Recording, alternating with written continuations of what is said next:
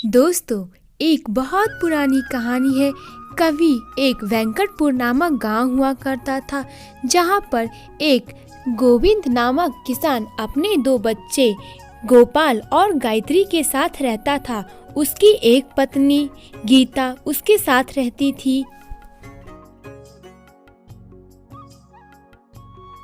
यूँ तो वैसे भी वेंकटपुर में हर बार सर्दियाँ बहुत परेशान करती थी, लेकिन इस बार सर्दियों में तो तापमान माइनस से भी ज़्यादा चला जाता है। ठंडी ठंडी हवाएं बहने लगती हैं, ऐसे जैसे कि किसी की नसें रोक दें। अब दिन हो या रात, रोज की रोज ठंड तो बढ़ती जा रही थी। इसी प्रकार एक रोज गोपाल काम पे जाने से पहले अपनी पत्नी से बोलता है, पिताजी, अब तो दिन प्रतिदिन ठंड कितनी बढ़ते जा रही है। आप कृपया करके हमारे लिए एक कंबल ला दीजिए ना, हमें बहुत सर्दी लगती है रात में। पिताजी, मैं जानता हूँ कि आपके पास कंबल खरीदने के लिए पैसे नहीं है, बस हमारे लिए एक सूखे लकड़ियों का गट्ठर ले आए। हाँ बच्चों, तुम चिंता मत करो। मैं तुम्हारे लिए एक लकड़ियों का गट्ठर ला दूंगा और तुम्हारी मम्मी तुम्हारे लिए एक रजाई ले आएगी। वैसे भी आज उसे महीने की तनख्वाह मिलने का दिन है। ठीक है, अब मैं जाता हूँ काम पर। अरे हाँ बेटा, तुम बिल्कुल चिंता मत करो। उसके बाद उसके पिताजी तुरंत ही वहां से निकल जाते हैं काम पर।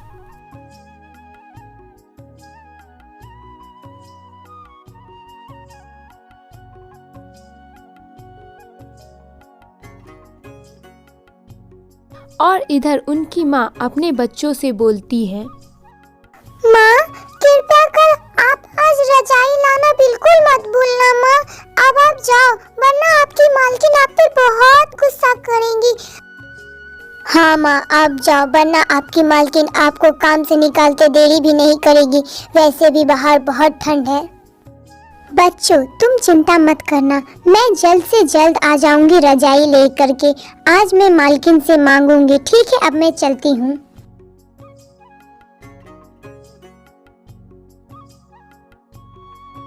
जिसके बाद उसकी माँ वहां से तुरंत निकल जाती है।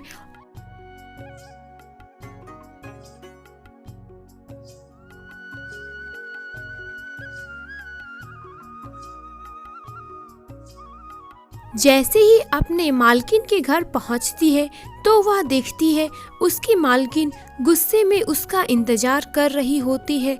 जैसे ही वह उसके पास जाती है, उसकी मालकिन उस पर चिल्लाते हुए उससे बोलती है, यह सब क्या है गीता? तुम रोज रोज इतनी लेट क्यों आती है? मुझे तुम जैसी नौकरानी नहीं चाहिए। निकल जाओ अभी इसी वक्त मेरे घर से। समझ में आया तुम्हें? अरे नहीं मालकिन, मुझे काम पर से बिल्कुल मत निकालिए। ठंड अधिक होने के कारण मुझे आने में समय लग जाता है। मुझे तुम जैसी काम वाली बिल्कुल नहीं चाहिए, और वैसे भी मुझे कोई और मिल चुकी है, तो मैं तुम्हें क्यों रखूं? एक तो काम चोरी करती हो। अरे मालकिन, पहले मेरी बात तो सुन लीजिए। कृपया कर मेरी बात तो पहले सुनिए। गीता ऐसा बोल ही रही थी, लेकिन उसकी मालकिन कठोरता पूर्वक उसे तुरंत ही वहां से निकाल देती है। वह अपने घर पहुंचकर स्वयं से बोलती है,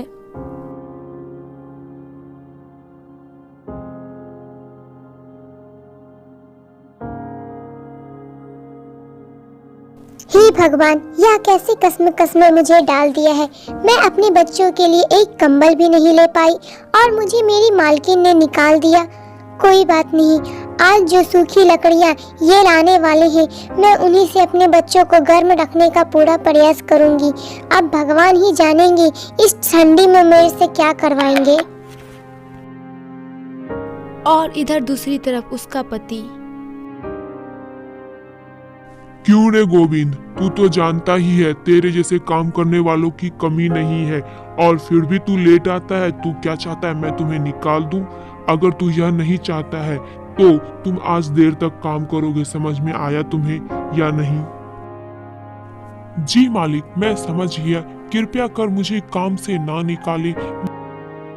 गोविंद डरता था कि उसे अगर किसी ने काम से निकाल दिया तो वह क्या करेगा, इसीलिए वह सभी की बातें सुन लेती थी। सर्दियाँ उसके हाथ पैर कपा रहे थे, फिर भी वह काम करता है और उसकी दिन रात गाली और बातें सुनता है। इसी प्रकार फिर संध्या हो जाती है। गोविंद बेचारा, इतना संध्या होने के बावजूद ओस की बारिश हो रही थी, फिर भी वह लकड़ियों के आस में जंगल जाता है, परंतु वहाँ पे उसे एक भी लकड़ियाँ नहीं मिलती बारिश होने के कारण। हे भगवान, यह कैसे दिन दिखा रहे हो। अब तो ठंड के मारे मेरी धमनियां भी जम चुकी है। इतनी ठंडी में बारिश होने लगी है, मेरे बच्चों का ना जाने कौन सा हाल होता होगा। वह क्या कर रहे होंगे। अब तो सूखी लकड़ियां भी मुझे नहीं मिल रही है। ऐसा करता हूँ, कुछ लकड़ियां उधार पर मालिक से मांग लेता हूँ। वह ऐसा बोल अब जंगल से बाहर जाता है। अब तो बारिश के साथ कुहासा भी चारों तरफ फैलने लगी थी। वह जैसे तैसे कपकपाता हुआ मालिक के दरवाजे तक जाता है और मालिक मालिक कर आवाज काफी समय तक लगाता है। काफी समय तक आवाज लगाने पर वह उसके मालिक घर से बाहर निकलते हैं और बोलते हैं, बहुत ठंड लग रही है, कृपया कर बाहर निकलिए। काफी देर आवाज लगाने के बाद उसके मालिक बाहर निकलते हैं और उससे बोलते हैं, क्या है तुझे भाई, चल निकल इधर से। ऐसे भी बहुत ठंडी में पड़ रही है। मैं अभी तुझे कोई पैसे वैसे नहीं देने वाला हूँ, समझ में आया। मालिक, ठंड से मेरे हाथ पैर कांप रहे हैं। ना जाने वहाँ मेरे बच्चों का क्या होता होगा। उन्होंने बोला था, पिताजी आज कंबल नहीं तो कम से कम हमारे लिए कुछ सूखी लकड़ियों का गट्ठर ले आना। मैंने शाम में आपके पास काफी सारी लकड़ियाँ पहुँचाते हुए देखा था। बस उन्हीं में से कुछ लकड़ियाँ मेरे बच्चों के लिए दे दो। सूखी लकड़ियाँ चाहिए? उसके लिए तो बहुत पैसे लगेंगे। मार्केट में अभी इसका बहुत ज्यादा रेट है। पैसे हैं तो तुझे दे दो 100 सिक्के। मालिक, मैं तो आप ही के पास काम करता हूँ, कृपया कर अभी भर के लिए कुछ उधारी दे दें। वह सब मैं नहीं जानता, चलो निकलो तो यहाँ से। ऐसा बोल उसका निर्दयी सेठ बिना उसे लकड़ियां दिए उसके बच्चों को ठंड में कुकुरता देख चला गया। हे भगवान, यह कैसा संसार तुमने रचा है। मेरे पास अब सूखी लकड़ियों के लिए भी पैसे नहीं है। बताइए मुझे, अब मैं क्या करूं?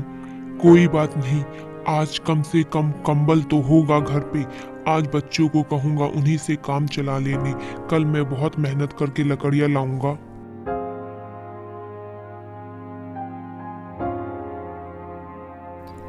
वह जैसे तैसे वहां से निकलता है, अपनी बातों को संभालते हुए। आधे रास्ते पे वह जाता ही है कि तभी अचानक से फिर से शीत की वर्षा होने लगती है और वह रास्ते में रुक स्वयं से बोलता है, आज तो लगता है भगवान भी मुझसे किसी जन्म का बदला ले रहे हैं। ना जाने अब क्या होगा। मेरे बच्चे वहाँ लकड़ियों का सख्त से सख्त इंतजार कर रहे हैं। पता नहीं अब क्या होगा। कहीं कुछ अनहोनी ना हो जाए, जिसका मुझे बहुत ही डर लग रहा है। हे भगवान, बचा लो ऊपर वाले।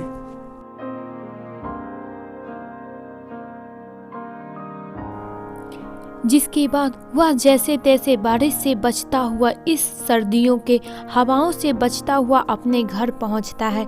तो वह देखता है, जैसे ही वह घर जाता है तो देखता है उसकी बीवी और उसकी बच्ची, उसके बेटे सोया हुआ है और उससे जाके बोलता है, पिताजी, भैया को तो बहुत जोरों की बुखार लग चुकी है। आप लकड़ियाँ लाए हो या नहीं? नहीं, मैं लकड़ियाँ नहीं ला पाया। मैं जंगल भी गया। बारिश होने के कारण वहाँ की सारी लकड़ियाँ गीली थी और सेठ के पास भी गया, लेकिन उन्होंने भी मुझे लकड़ियाँ नहीं दिया। सुबह तक इंतजार करता हूँ, कहीं ना कहीं मिल ही जाएगी। जी, कहीं इंतजार करने में कुछ देरी ना हो जाए। कृपया कर आप कहीं से तो ले आते। मुझे भी मेरी मालकिन ने काम से निकाल दिया। अब मैं क्या करूं, आप ही बताइए मुझे। अगली सुबह उनका एकलौता बेटा अपनी सांसें छोड़ चुका था। दोस्तों, इसीलिए कहती हूँ, समय से पहले और समय पर मेहनत करना सीख जाओ, वरना तब पछताए तो क्या हुआ जब चिड़िया चुग गई खेत।